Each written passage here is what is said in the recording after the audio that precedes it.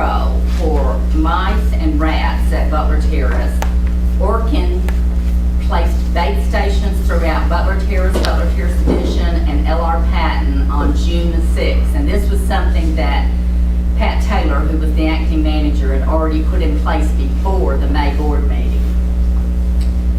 Sewage was brought to the attention. It was said there was sewage on site at Butler Terrace. There was no sewage. However, there was a water leak underground. And we had a plumber come out, and that has been fixed. And electrical wires, it was stated they were hanging. Staff reported that there were no wires observed hanging down. However, as it is their custom, should any wires be observed, they will immediately inform Huntsville Utilities. And litter was brought up, and we know litter is a huge problem. There is a problem at all the sites, but particularly Butler Terrace Edition. We have hired temps for the purpose of only picking up litter. And we are trying to get that under control. I know Ms. Thomas told me she talked to one of the new temps this morning, and hopefully within a short time that will be under control. And we met with Mr. Eason this past week, and one of the things I would like to do is maybe have a meeting with residents to try to get the residents to take pride in their property and try to help pick up their own yards too, as much as they can. So this is something we'll look at in the future too. But for now, we have the temps picking up the grass, picking up the litter. And grass was the next issue, and due to all the rain we've had lately, I know there's been a problem with the grass. In fact, here at Sparkman Homes, there was an issue, but the contractor happened to be here that day, and I spoke to him and told him our concerns, and we are working with him to try to get everything caught up again on the grass cutting. And this is a statement by Danielle, our Director of Housing Operations, I just want to read to you. She says, unfortunately, a perfect storm of issues have combined to present numerous challenges for many of our sites, and I am always appreciative for resident feedback that highlights issues where we may have fallen short. As long as we have the resources to address the concerns, we will do so in the quickest time frame possible once notified. And as I said, we met with Mr. Eason last week, and all this was communicated to him.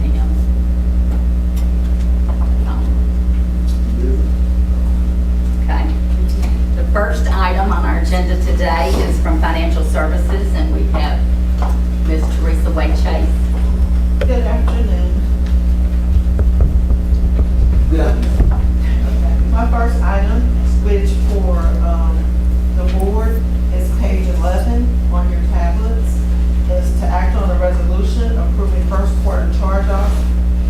And I will begin. The Housing Authority has on its books $39,245.76 owed by former residents who vacated April the 1st through May 31st, 2018. The purpose of this request is to obtain approval to charge off $39,245.76 as collection loss as for the quarter ending June 30, 2018. This action is necessary to remove uncollectible accounts on HHA's books.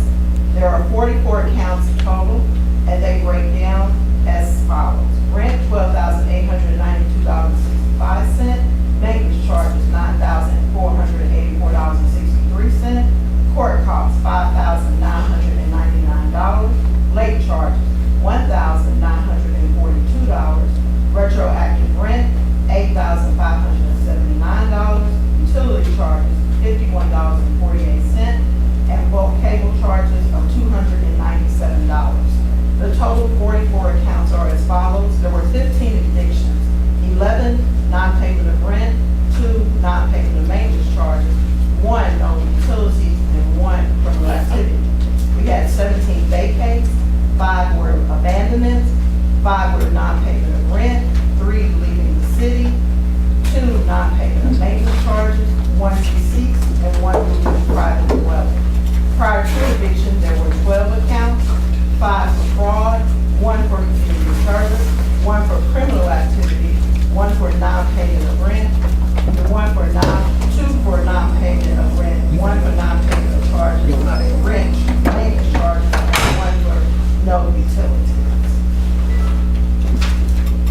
You will find the quarterly charge-offs attached and the resolution number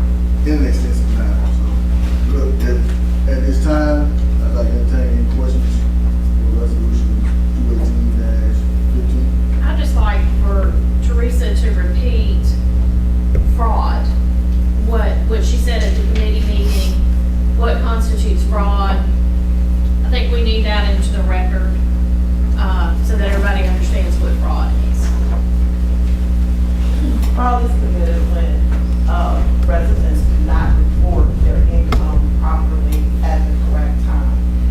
At this particular write-off, we had, Northwoods had retroactive rent of $8,579. And though there were two accounts that made that up for over $4,000, and that was due to fraud. And so when you commit fraud, we go back and compute how much the housing authority was due at that time. And we try to enter into an agreement with the residents for them to repay us, but sometimes they make a decision not to, and we have to write that off. So that's what fraud is.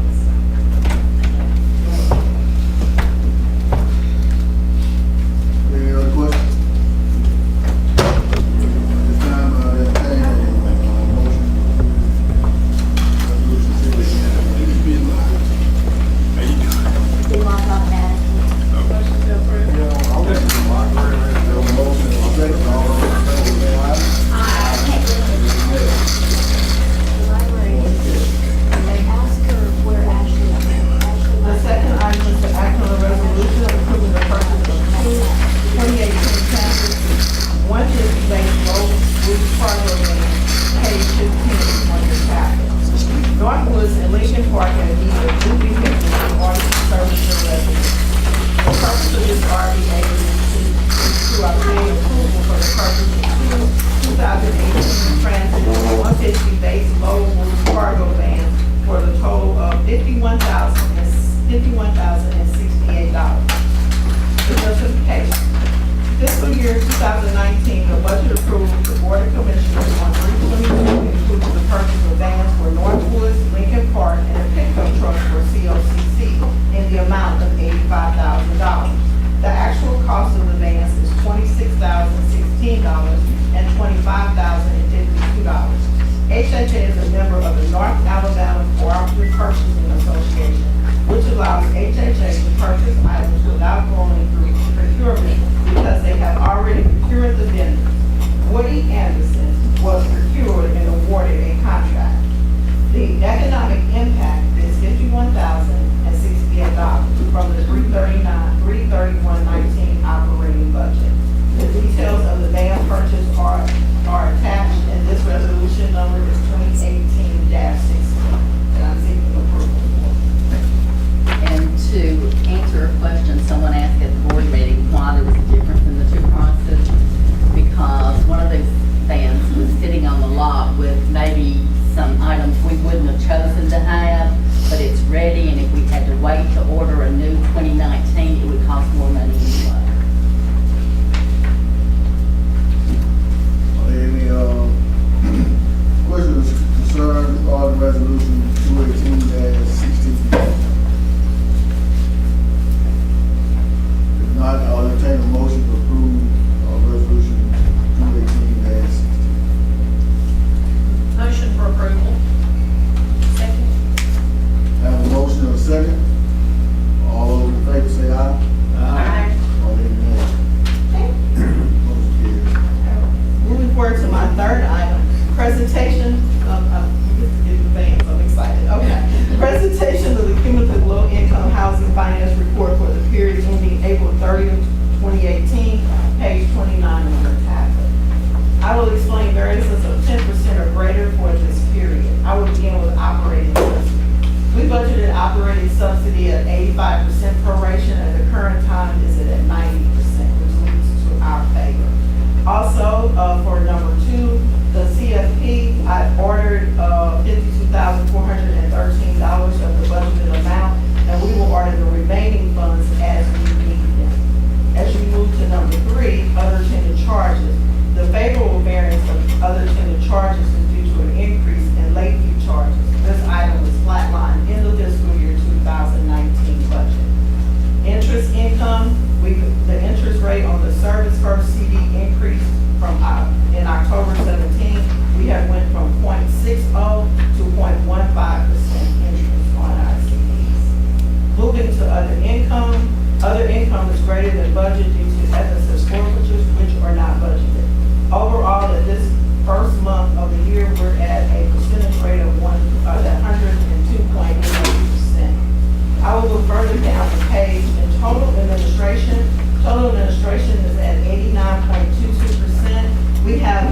few items that are running a little bit below budget, but this is just the first month.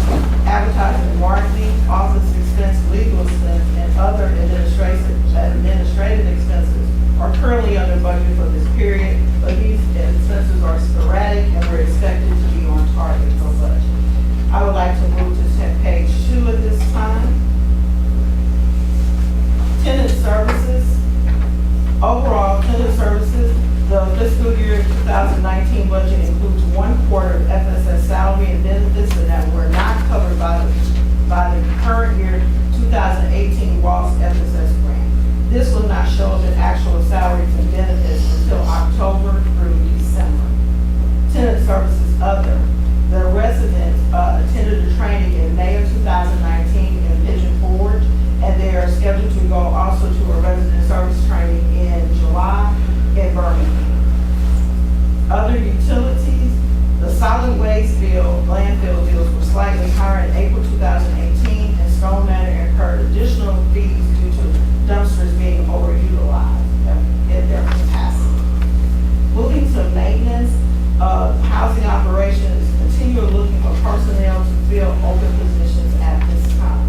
I would like to bring to your attention that maintenance materials was minimal during April, where we will have 10 reactive inspections this fiscal year.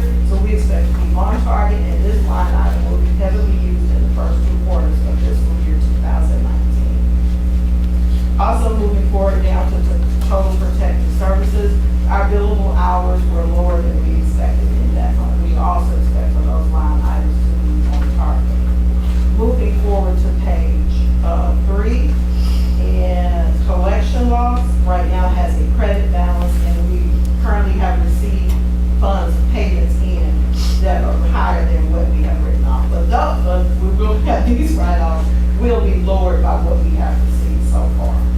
So overall, I'm happy to report in April 2018, we have net income of $197,210 in comparison to a budgeted loss for the first month of $37,830. Does anyone have any questions for me? No? Okay. Thank you very much. I have to get you up, come back again, we're good for my ego.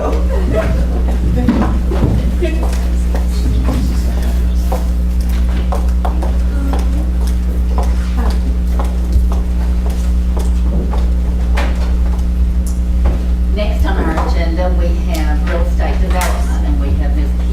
Keisha Ridge. Good afternoon. Today I have 3 items that I'm requesting the board to take action on.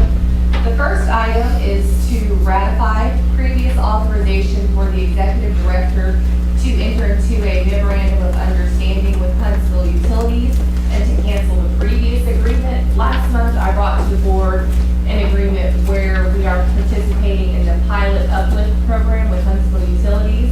The agreement was drafted by Huntsville Utilities and reviewed by our legal counsel. Subsequent to the board approving the agreement, Huntsville Utilities discovered that there was an error in the amount of money that we need to contribute to participate in the program. As many of you remember, the program has a matching component whereby TVA will provide $1 million and we need to commit a full $1 million as well. So you all have already seen the agreement. It's contained in the documents, and I'm requesting that you reapprove the updated agreement with the updated amount. Are there any questions?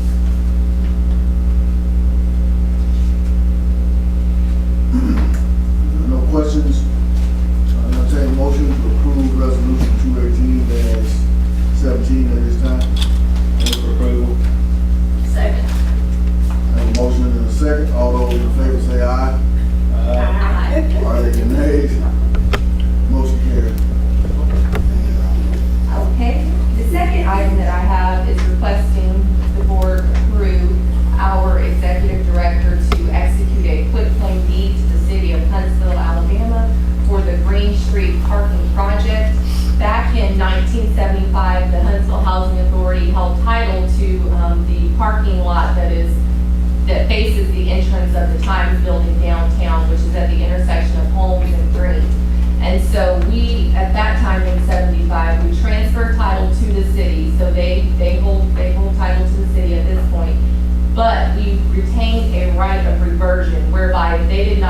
complete a parking lot on that land, the property would revert to the Huntsville Housing Authority. However, that parking lot is complete, so we do not hold any right to hold title to the property.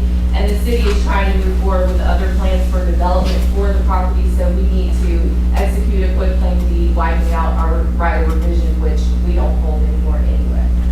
So I have included with the documents, the quick claim deed and agreement, which will be for the executive director's signature upon your approval. Are there any questions?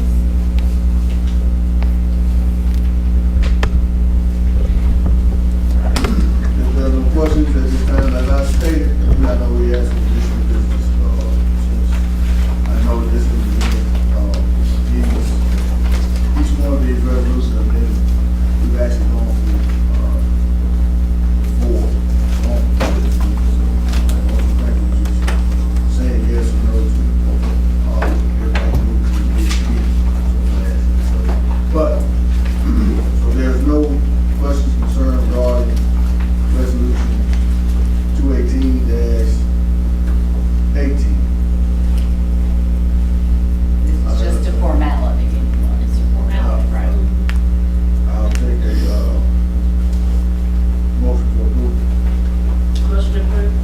Second. Motion and a second, all those in favor say aye. All any nay?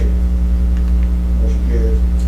Okay, my third and final item is requesting the board act on a resolution authorizing the executive director to enter into a contract for repairs to 2 units at 9022A and B Mahogany Road. We issued a request for bids for water damage that has occurred in these 2 units. It's pretty substantial. We don't know what they're going to find once they get inside, but those units need to be repaired as soon as possible. So we only received 2 bids on this item, and we just decided to move forward with the 2 bids so that we could go ahead and get the work done on these units, because these units currently affect our vacancy rate. But we are moving them to capital funds so that they will no longer affect our vacancy rate, but it will take a while for them to be repaired. We received 2 quotes, as I said, one from Joe Fleming Construction for $11,500, and the second was from Presto Enterprises Incorporated for $18,198. We are deciding to go with the low bidder, Joe Fleming Construction. As you will see in the recommendation, I have recommended that the contract not exceed $30,000, and the only reason we've increased it to that much is because once they start tearing into there, we don't know how much water damage they're going to find, because the water has been intruding those units for quite some time. So just to keep us from having to come back with a change order, we will do not to exceed $30,000 and put a little extra in the contract. And that is the amount we have budgeted in capital fund. And if you'll remember, when we replaced the balconies, we did run into a lot of rotten wood, so we expect the same thing to happen this time. But they won't know until they get in there. Any other questions? If there are no other questions, I'll entertain a motion to approve resolution 218-19. Move for approval. Second. Have a motion and a second, all those in favor say aye. All those nays? Motion carries. Thank you. Thank you very much, Keisha. Next, we have on the agenda one item from Housing Operations, and we have Ms. Danielle Thomas presenting. Thank you, and good afternoon. The one item I have for you today is a resolution approving and authorizing the implementation of a smoke-free policy for all public housing units effective July 30th, 2018. Some of you may remember, back in 2016, HUD finalized a rule that required all PHAs, public housing authorities, to initiate a smoke-free policy. With the new administration coming in at that time, the effective date of the rule was pushed to February 3rd, 2017, and it provided an 18-month implementation period, and all PHAs must have a smoke-free policy in place by July 30th, 2018. Therefore, in order to comply with the HUD regulations, Huntsville Housing Authority has developed a smoke-free policy and a smoke-free lease addendum in order to be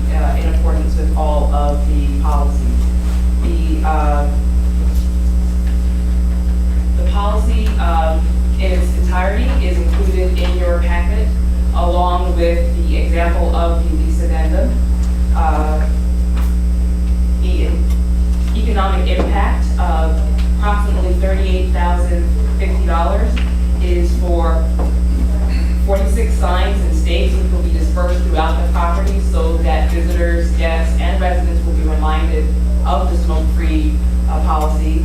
There will be $2,000 allocated for cigarette receptacles, $500 for printing costs for new lease addendums and so forth.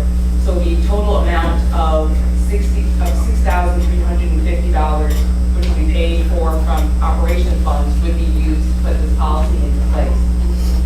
The policy requires, just read some of the details here, per HUD guidelines, that it prohibits lit tobacco products and all smoking in any interior common areas, including, but not limited to, community rooms, community bathrooms, lobbies, reception areas, hallways, laundry rooms, electrical rooms and closets, storage units or rooms, stairways, offices, elevators, and within all living units in public housing and the Public Housing Authority Administrative Office buildings. That includes our site offices as well. They've all been smoke-free now for the past several years in accordance with policies, I think, for local Huntsville, but this now expands to include all of the living areas as well.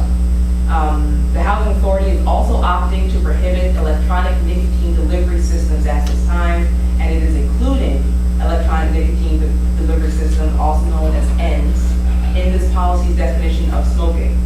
The policy extends to all outdoor areas up to 25 feet from housing, including the door entrances, windows and porches, and the administrative office buildings and maintenance facilities.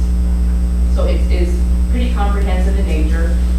We opted to include the electronic nicotine delivery systems because we did not want to cause confusion depending upon what someone could see from one location or another. One of those ends can look remarkably like someone lighting a lit cigarette. We wanted to eliminate confusion, and there are some safety concerns about them exploding and causing harm to children and so forth. So we thought better safe than sorry. In any case, again, like I said, this is not something that the Housing Authority came up with. Of course, we are looking to be in compliance with all HUD regulations and rules, and this one will be one of the major ones that they are looking to have Housing Authorities implement as we go forward. Are there any questions about the policy, about HUD's final rule, anything that I can answer?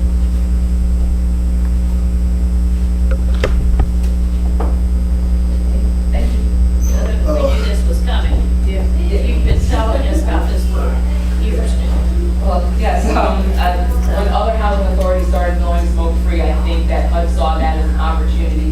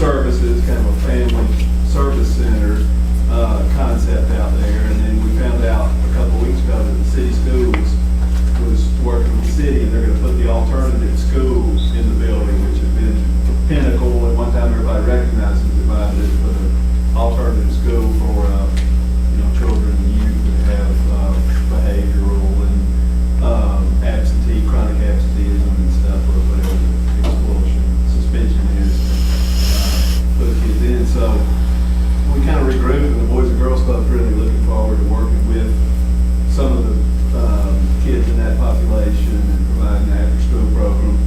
Ms. Willie, they've got a branch of the public library that's been established in there, and there's some other programs, the Village Promise.